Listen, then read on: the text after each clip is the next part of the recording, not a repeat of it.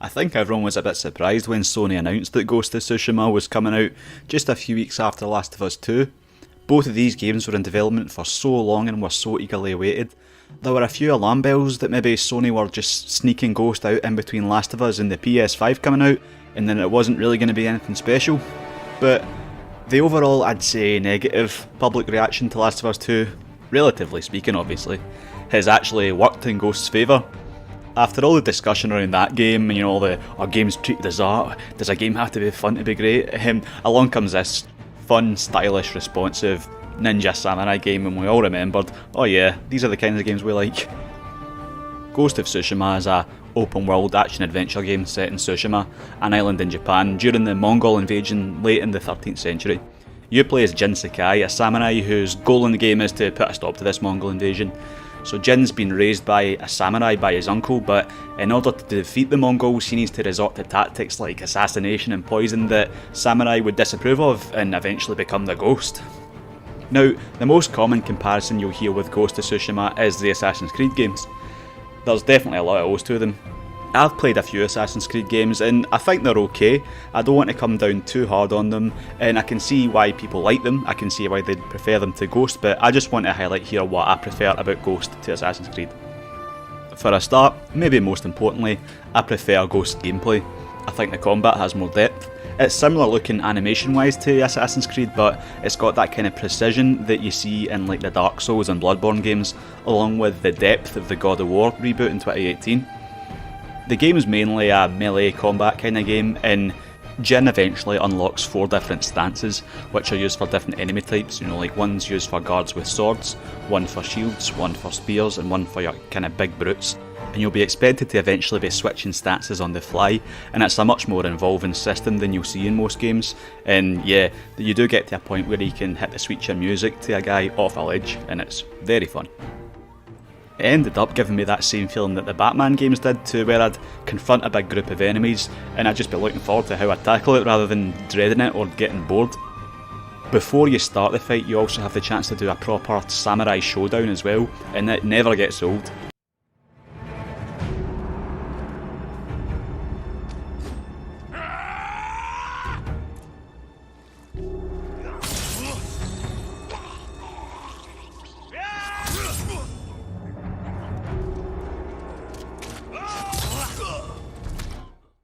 It never gets too easy too though, sometimes you only have a split second to react.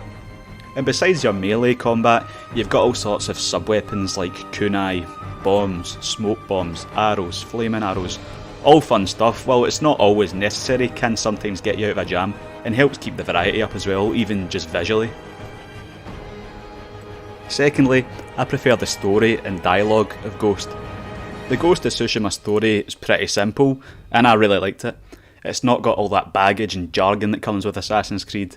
I mean, Jin's a bit of a dullard to be fair, but I like the supporting cast, especially Jin's uncle. I think the dialogue and voice acting are far better too. I've always thought the Assassin's Creed dialogue was a bit cartoony. I heard a guy once describe them as the characters being like one of those pull-a-string action figures, which I thought was a really good way of putting it actually. It just sounds a bit hokey sometimes. The performances in Ghost of Tsushima are pretty reserved most of the time, but also really believable when the drama ramps up. We will end Tomoe's treachery. Sakai, you are a fine warrior. You could become a great leader. But do not question my integrity again. Open the gate! Open the gate! Then I think Ghost is also less bloated than Assassin's Creed. It's about 40 hours long rather than 90. You're not bombarded with question marks and side quests everywhere, although I would say Assassin's Creed do seem to be improving in that regard.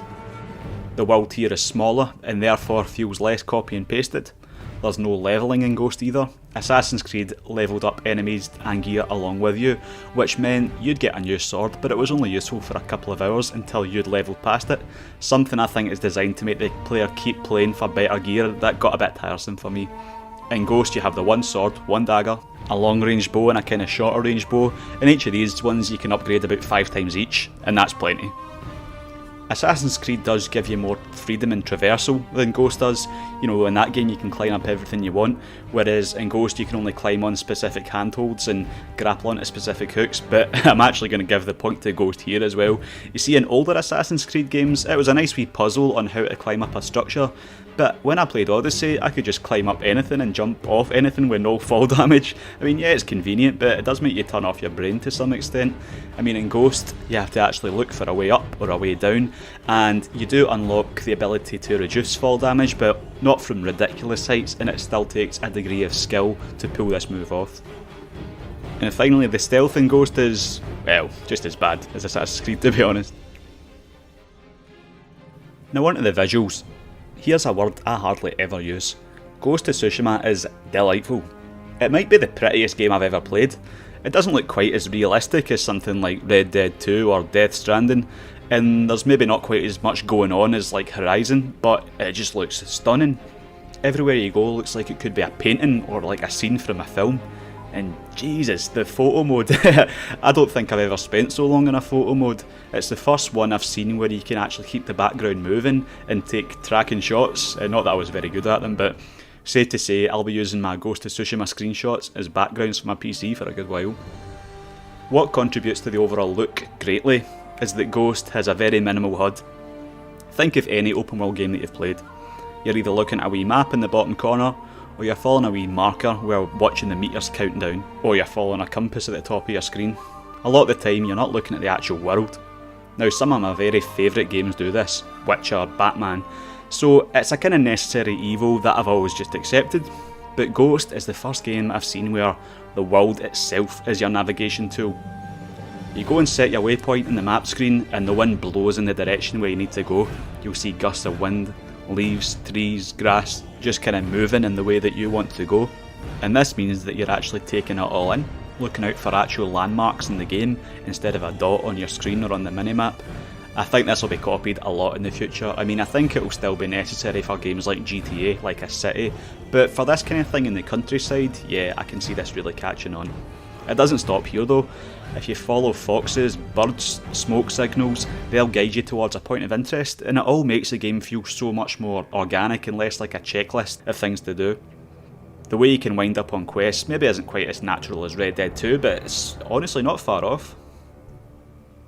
So, I really like the story, I really like the gameplay, I love the graphics. One of the few complaints I had about Ghost was the camera, especially during showdowns. It can sometimes really obstruct your view. It can get quite choppy in the big battles too on my launch PS4. I don't know if it suffers the same on PS4 Pro, but it is a wee bit noticeable. Speaking of showdowns, sometimes the option just doesn't appear as well and you're left to go in normally. It's a wee bit anticlimactic. Like I mentioned before, the stealth is really basic too, the enemies are pretty dumb. There were a few glitches too, but honestly nothing that really took the enjoyment away. The main drawback for me for this game is just that it's very much a 2020 Sony game. You know, it's open world, you upgrade your gear, you collect flags, you visit merchants, you get new clothes, and I'm just a bit bored of this. But Ghost of Tsushima managed to freshen up some of this alongside just excelling in the moment-to-moment gameplay, visuals and overall style. So I'd boil Ghost down to being quite a typical open world action adventure game, but just with excellent combat, a really good story and acting, and just a nice way of getting around too. It's not my favourite Sony exclusive of this generation, but it's near the top, probably just after Spider-Man and Horizon. Well, I posted this original Ghost of Tsushima review back in August. I didn't platinum the game or anything, but I'd pretty much had my fill shortly after I beat the main story. But since then the game's seen a pretty big update. Now I'm trying to save money at the moment, so rather than buy a new game, I thought I'd jump back into Ghost a few months later. This free update launched on the 16th of August and included a new game plus, the ability to pet dogs, a couple of other things I've not really had a chance to try out yet, but the one I really want to talk about is the multiplayer mode, and it's called Ghost of Tsushima Legends. Now, Legends has these kind of bite-sized story missions that clock in about 10-15 minutes each. You can actually do these yourself or with one other person online. What's kind of fun about these is you can even be stealthy to a certain extent, depending on who you're paired up with, I suppose. But the main meat of the multiplayer is the survival horde mode. I rarely ever play games online, but I do like a horde mode every now and then. I think what I like about them is you don't have to be as good at the game, and I don't think it stresses your connection as much, for me anyway. I mean, whenever I try and play competitive online, if it's a football game, a fighting game or whatever, I just notice lag immediately. But in these kind of horde mode games where you're fighting the computer, I don't notice it, it's totally fine.